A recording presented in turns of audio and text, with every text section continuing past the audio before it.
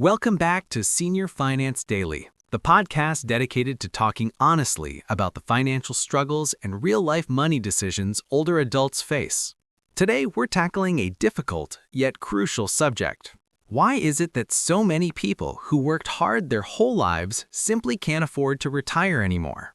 The image of a peaceful retirement is fading for many, replaced by stress and the need to keep working. To help us navigate this complex issue, I'm joined by Alexander Scott. Alexander, thank you so much for being here today. Robert, it's a privilege to join you and the listeners of Senior Finance Daily. I think this topic is hitting closer to home for more and more people, and I'm ready to dive into the tough realities with you. Absolutely. We need to explore the systemic changes, the unexpected costs, and the planning mistakes that have created this crisis.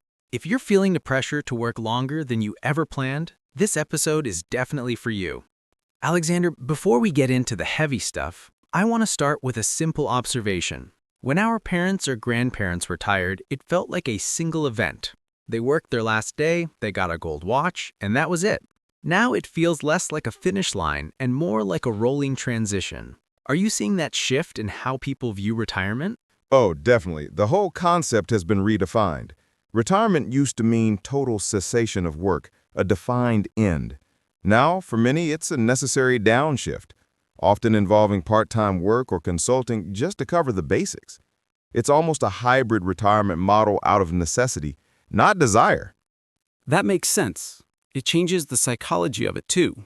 If you're constantly worried about where the next income stream is coming from, you don't get that mental break you've earned. Exactly. And it's not just the need for income, it's the sheer longevity now. People are living longer, healthier lives, which is fantastic, but it means a 20-year retirement now needs to be funded for 25 or 30 years. That adds an immense layer of complexity that the old retirement models just didn't account for.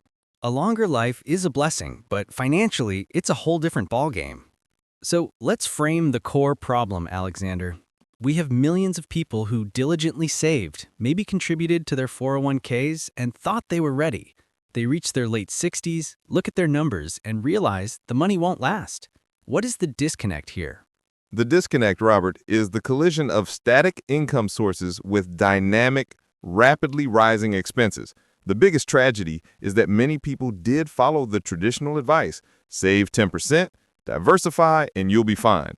But that advice was built on an economic reality that no longer exists. Can you elaborate on that older reality versus the current one? In the past, you often had a three-legged stool, a robust company pension, solid Social Security benefits relative to the cost of living, and personal savings. Today, the stool is often wobbly. Pensions are mostly gone, replaced by individual 401ks that required the worker to be an expert investor. And meanwhile, the two biggest costs in senior life, healthcare and housing, have ballooned far beyond general inflation. That makes it incredibly relatable for our listeners. They aren't bad savers. The rules of the game just fundamentally changed on them halfway through the match. They hit retirement age, and the goalposts have moved again, demanding more money just to maintain a basic standard of living. Exactly.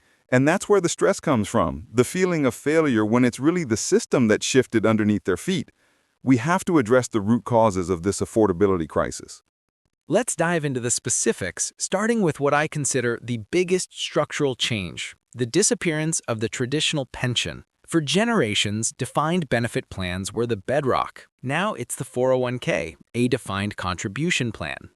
Alexander, how did this shift leave so many seniors unprepared? It's simple, Roger.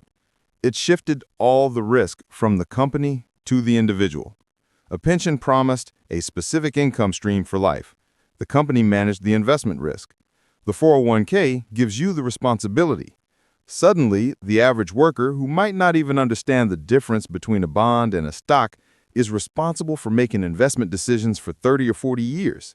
And not just investing, but knowing how much to take out, avoiding huge losses right before retirement, and making sure it lasts. It's a massive burden.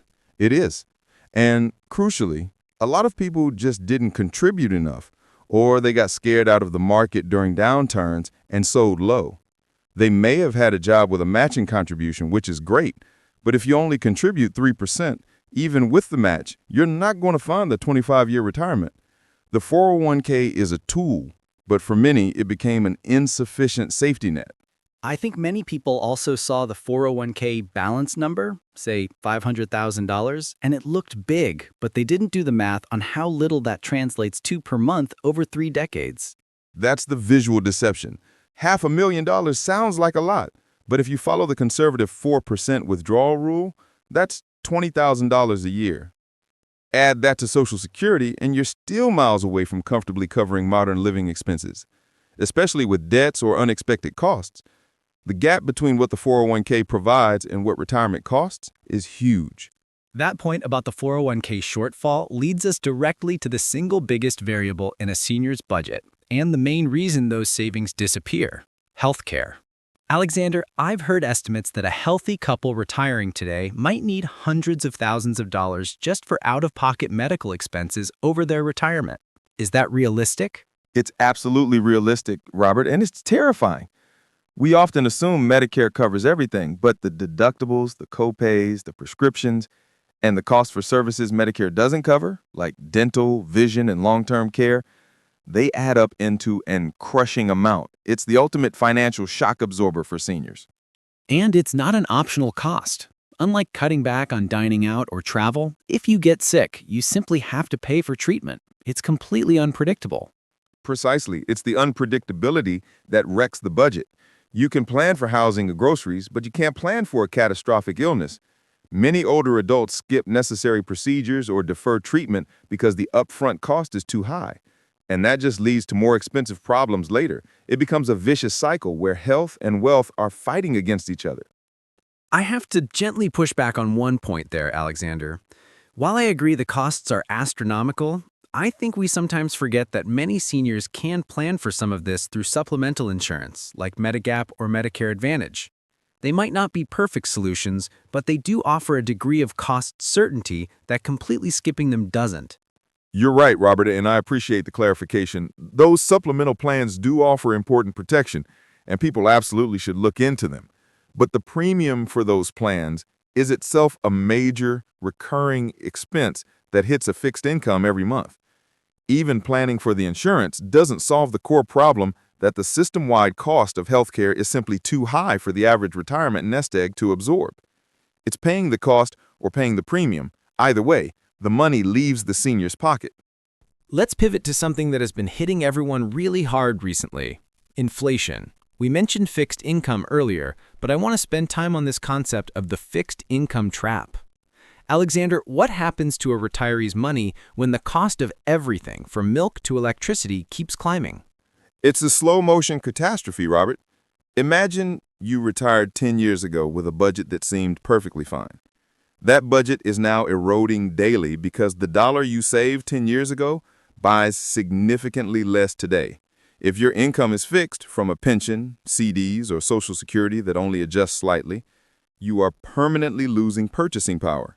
It's like running on a treadmill. You have to run faster just to stay in the same place. And food and energy, the costs that are least negotiable, often see the highest inflation spikes. Absolutely. Groceries, heating, gasoline, these are non-negotiables.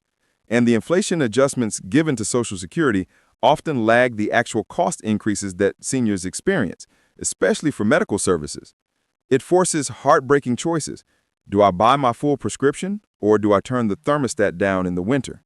And the irony is that for decades, financial planners told people approaching retirement to shift to safe, fixed-income investments like bonds and cash. Those are the very assets that are hardest hit by inflation. That's the definition of the trap. You move to safety because you couldn't afford a market crash, but that safety guarantees you will lose money over time to inflation. Many seniors are forced to dip into their principal much earlier than planned just to keep up with the cost of milk and rent, which accelerates the depletion of the entire pot. Social Security was designed to be a fundamental layer of the retirement stool, but it was never intended to be the only source of income. Alexander, for people who maybe didn't save aggressively or who faced layoffs late in their career, Social Security often becomes the primary or sole income stream. What is the reality of trying to live on that benefit alone today? The reality is extremely difficult, Robert. For someone relying solely on Social Security, the average monthly benefit is simply not a living wage in most parts of the country. It might cover minimal rent and some basic food costs, but any unexpected expense, a broken car, major plumbing issue, or a high medical bill sends that person into immediate financial distress. And even maximizing your benefit by waiting until age 70 doesn't necessarily solve the problem if your lifetime earnings were modest. The program is inherently linked to those earnings.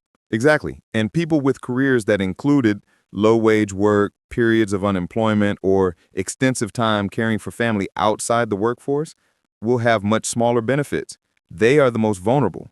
Plus, if they didn't have substantial savings, that Social Security income can be subject to taxation depending on other modest income sources, which eats away even further at that limited amount. So, for a large portion of the population, Social Security is enough to stave off total destitution, but it locks them into a perpetual